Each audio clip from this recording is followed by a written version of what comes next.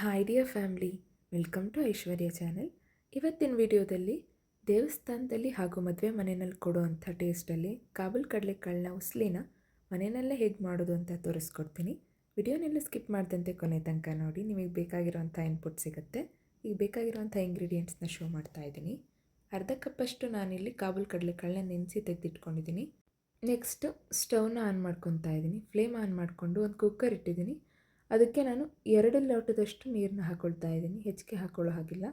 Just 2 ಲೋಟದಷ್ಟು ನೀರು ಹಾಕ್ಕೊಂಡು ಕಾಳನ್ನ ಏನು ನೆನೆಸಿಟ್ಟಿದ್ವಿ ಆ ಕಾಳನ್ನ ಇದಕ್ಕೆ ಹಾಕಿಬಿಟ್ಟು ರುಚಿಗೆ ತಕ್ಕಷ್ಟು ಉಪ್ಪನ್ನು ಸೇರಿಸ್ಕೊಂಡು ಕುಕ್ಕರ್ ಲಿಡ್ನ ಕ್ಲೋಸ್ ಮಾಡ್ಕೋಬೇಕು. ಇವಾಗ ನಾನು ಕುಕ್ಕರ್ ಲಿಡ್ ಕ್ಲೋಸ್ ಮಾಡ್ತಾ ಇದ್ದೀನಿ. 3 ವಿಸಿಲ್ಸ್ ಆಗೋ ತನಕ ಇದನ್ನು ಬೇಯಿಸಬೇಕು. ಈಗ 2ನೇ ವಿಸಿಲ್ ಆಯಿತು. ಈಗ ಜಸ್ಟ್ ಇನ್ನೊಂದು ವಿಸಿಲ್ ಆಗ್ತಾಯಿದೆ, ನೀವು ನೋಡ್ತಾ ಇದ್ದೀರಾ.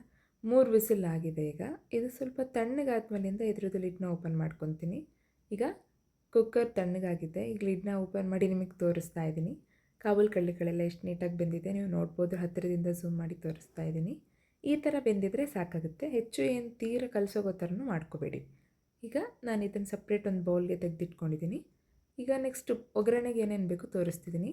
ಅರ್ಧ ಸ್ಪೂನಷ್ಟು ಸಾಸಿವೆ, ಒಂದು 6ರಿಂದ 7 ಎಲೆಯಷ್ಟು ಕರಿಬೇವು, 4 ಹಸಿಮೆಣಸಿನ್ಕಾಯಿನ ಸಣ್ಣದಾಗಿ ಕಟ್ ಮಾಡಿ ತೆಗೆದಿಟ್ಕೊಂಡಿದ್ದೀನಿ. 2 ಒಣಮೆಣಸಿನ್ಕಾಯಿನ ಚಿಕ್ಕದಾಗಿ ಪೀಸಸ್ ಮಾಡಿ ತೊಗೊಂಡಿದ್ದೀನಿ. 4 ಸ್ಪೂನಷ್ಟು ಕುಕ್ಕಿಂಗ್ ಆಯಿಲ್, ಒಂದು ಸ್ವಲ್ಪ ಕೊತ್ತಂಬರಿ ಸೊಪ್ಪನ್ನ ಸಣ್ಣದಾಗಿ ಕಟ್ ಮಾಡಿ ತೊಗೊಂಡಿದ್ದೀನಿ. 4 ಸ್ಪೂನಷ್ಟು ತೆಂಗಿನಕಾಯಿ ತುರಿ, 2 ದೊಡ್ಡ ಈರುಳ್ಳಿನ ಸಣ್ಣದಾಗಿ ಕಟ್ ಮಾಡಿ ತೆಗೆದಿಟ್ಕೊಂಡಿದ್ದೀನಿ. ಈಗ ನೆಕ್ಸ್ಟಿಗೆ ಫ್ಲೇಮ್ ಆನ್ ಮಾಡಿಕೊಂಡು ಒಂದು ಕಡಾಯಿನ ಇಟ್ಕೊಂಡಿದ್ದೀನಿ. ಈ ಕಡಾಯಿ ಸ್ವಲ್ಪ ಬಿಸಿ ಆದಮೇಲಿಂದ ಕುಕ್ಕಿಂಗ್ ಆಯಿಲ್ನ ಹಾಕ್ಕೊಳ್ತಾ ಇದ್ದೀನಿ. ನೆಕ್ಸ್ಟ್ ಇದಕ್ಕೆ ಸಾಸಿವೆ, ಒಣಮೆಣಸಿನ್ಕಾಯಿ, ಹಸಿಮೆಣಸಿನ್ಕಾಯಿ ಹಾಗೆಯೇ ಕರಿಬೇವಿನ ಎಲೆ ಇಷ್ಟನ್ನು ಸೇರಿಸ್ಕೊಂಡು ಇದನ್ನು ಒಂದು 2 ನಿಮಿಷಗಳ ಕಾಲ ಫ್ರೈ ಮಾಡ್ಕೋಬೇಕು. ಜಾಸ್ತಿನೂ ಹುರಿಬೇಡಿ. ಒಂದು 2ರಿಂದ 3 ನಿಮಿಷಗಳ ಕಾಲ ಇದನ್ನು ಫ್ರೈ ಮಾಡಿಕೊಂಡು ನೆಕ್ಸ್ಟಿಗೆ ಇಲ್ಲಿ ನಾನು ಈರುಳ್ಳಿನ ಸೇರಿಸ್ಕೊಳ್ತಾ ಇದ್ದೀನಿ. ಈರುಳ್ಳಿ ಸೇರಿಸ್ಕೊಂಡು ಒಂದು 3 ನಿಮಿಷ ಹಾಗೆಯೇ ಹಸಿ ವಾಸನೆ ಹೋಗೋ ಗಂಟ ಫ್ರೈ ಮಾಡಬೇಕು.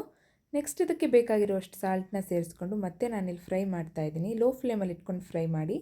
ಈಗ ಲಿಡ್ ಕ್ಲೋಸ್ ಮಾಡಿ ಒಂದು 4ರಿಂದ 5 ನಿಮಿಷ ಇದನ್ನು ಕುಕ್ ಮಾಡ್ತೀನಿ. ಈಗ ಈರುಳ್ಳಿ ಬೆಂದಿದೆ, ನಾನು ನಿಮಗೆ ತೋರಿಸ್ತಾ ಇದ್ದೀನಿ. ಈರುಳ್ಳಿ ಕಂಪ್ಲೀಟಾಗಿ ಟ್ರಾನ್ಸ್ಪರೆಂಟ್ ಆಗಬೇಕು. ಅದಾದಮೇಲಿಂದ ನಾನಿಲ್ಲಿ ಬೇಯಿಸಿದ್ದಂಥ ಕಾಬೂಲ್ ಕಡಲೆಕಾಳು ಹಾಕಿ ಕೊತ್ತಂಬರಿ ಹಾಕಿ ಹಾಗೆಯೇ ತೆಂಗಿನಕಾಯಿ ತುರಿ ಹಾಕಿಬಿಟ್ಟು ಕ್ಲೀನಾಗಿ ಒಂದು ಮಿಕ್ಸ್ ಕೊಡ್ತಾ ಇದ್ದೀನಿ. ನಿಧಾನಕ್ಕೆ ಮಿಕ್ಸ್ ಮಾಡ್ಕೊಳ್ಳಿ, ಕಾಳೆಲ್ಲ ಒಂಥರ ಹೊಡೆದೋಗ್ಬಿಡುತ್ತಿಲ್ಲ ಅಂದರೆ. ಇದನ್ನು ನೀಟಾಗಿ ಒಂದು 2 ಸಲ ಮಿಕ್ಸ್ ಮಾಡಿದ್ಮೇಲಿಂದ ನಾನು ನಿಮಗೆ ಶೋ ಮಾಡ್ತಿದ್ದೀನಿ. ಈ ರೀತಿ ರೆಡಿ ಆಗಬೇಕು. ಈಗ ನಮ್ಮ ಕಾಬೂಲ್ ಕಡಲೆಕಾಳು ಉಸ್ಲಿ ಕಂಪ್ಲೀಟಾಗಿ ರೆಡಿ ಆಗಿದೆ. ಈಗ ನಾನು ಇದನ್ನು ಸರ್ವ್ ಮಾಡಿಬಿಟ್ಟು ನಿಮಗೆ ತೋರಿಸ್ತೀನಿ. ಈಗ ನಾನಿಲ್ಲಿ ಸರ್ವ್ ಮಾಡಿ ತೆಗೆದಿಟ್ಕೊಂಡಿದ್ದೀನಿ. ಈ ರೆಸಿಪಿ ಎಷ್ಟು ಟೇಸ್ಟಿನೋ ಅಷ್ಟೇ ಹೆಲ್ದಿಯಾಗಿರುತ್ತೆ.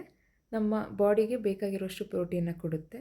ವಾರದಲ್ಲಿ ಒಂದು ಸಲನಾದರೂ ಇದನ್ನು ನಿಮ್ಮ ಫುಡ್ಡಲ್ಲಿ ಇನ್ಕ್ಲೂಡ್ ಮಾಡ್ಕೊಳ್ಳಿ.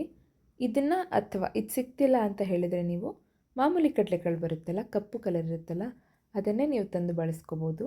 ಎರಡೂ ಕೂಡ ತುಂಬ ನ್ಯೂಟ್ರಿಷಿಯಸ್, ರಿಚ್ ಇನ್ ಪ್ರೋಟೀನ್ ಇರುತ್ತೆ. ನಿಮ್ಮ ಹೆಲ್ತಿಗೆ ತುಂಬ ಬೆನಿಫಿಟ್ಸ್ ಇದೆ ಇದನ್ನು ಬಳಸೋದ್ರಿಂದ. ಒಂದೇ ನೀವು ಗಮನದಲ್ಲಿ ಇಟ್ಕೋಬೇಕಾಗಿರೋದು ಇದನ್ನು ಮಾಡಬೇಕಾದ್ರೆ ಇದನ್ನು ಕ್ಲೀನಾಗಿ ಶೋಧಿಸ್ಬೇಕು. ಯಾಕಂದರೆ ಕಡಲೆಕಾಳಂದರೆ ಕಲ್ಲು ಖಂಡಿತವಾಗ್ಲೂ ಇರುತ್ತೆ ಮತ್ತು ಹುಳ ಆಗಿಬಿಡುತ್ತೆ ಕೆಲವೊಂದು. ಅದನ್ನು ನೀವು ಗಮನದಲ್ಲಿಟ್ಟು ಕ್ಲೀನ್ ಮಾಡಿ ಆಮೇಲಿಂದ ಬಳಸ್ಕೋಬೇಕು. ಈ ರೆಸಿಪಿನ ನೀವು ಕೂಡ ಮನೆಯಲ್ಲಿ ಟ್ರೈ ಮಾಡಿ ಟೇಸ್ಟ್ ಹೇಗಿತ್ತು ಅಂತ ಕಮೆಂಟಲ್ಲಿ ತಿಳಿಸಿ. ವಿಡಿಯೋ ಇಷ್ಟ ಆಗಿದ್ದರೆ ಲೈಕ್ ಮಾಡಿ, ಶೇರ್ ಮಾಡಿ, ಹಾಗೆ ಮತ್ತಷ್ಟು ಹೆಲ್ದಿ ರೆಸಿಪೀಸ್ಗೋಸ್ಕರ ಐಶ್ವರ್ಯ ಚಾನಲ್ನ ಸಬ್ಸ್ಕ್ರೈಬ್ ಮಾಡಿ, ಪಕ್ಕದಲ್ಲಿರುವಂಥ ಬೆಲ್ ಐಕಾನ್ನ ಕ್ಲಿಕ್ ಮಾಡಿ. Thank you so much for watching Aishwarya channel. ಎಲ್ರಿಗೂ ಒಳ್ಳೆಯದಾಗಲಿ. Thanks to all.